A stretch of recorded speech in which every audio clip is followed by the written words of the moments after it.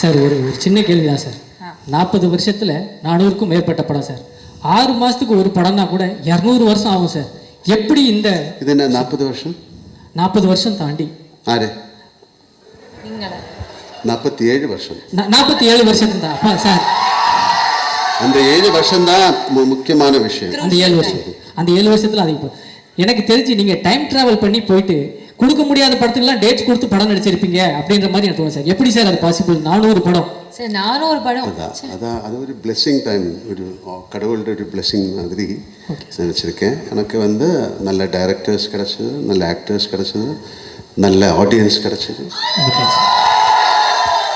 Thank you sir. எனக்கு ஒரே ஒரு வருஷம் அவ்வளோதானே சார்? அவ்வளோதான் சார். உங்களுக்கு ஹெலிகாப்டர் பற்றி ஏதாவது பேசணும்? எஸ் சார், அது நேற்று பேசி முடிச்சாச்சு நினைக்கிறேன். அந்த வீடியோ பார்க்காதவங்க போய் பாருங்க. ஒரு ஹெலிகாப்டர் பற்றி நாங்கள் ஒரு டிஸ்கஷன் பண்ணியிருப்போம். நீங்க என்ன யோசிக்கிறீங்க சார்? அந்த 400 படம் சொன்னீங்களே, அட்லீஸ்ட் அந்த ஒரு படத்துலயாவது நான் நடிச்சிருந்திருக்கலாமே அப்படின்னு வருது. சாரி சார், நான் நேரம் கடந்து போறதை பத்தி பேசுறேன். உங்க நேரத்தை கடத்துறதுக்காக ஏதோ பேசுறாங்க.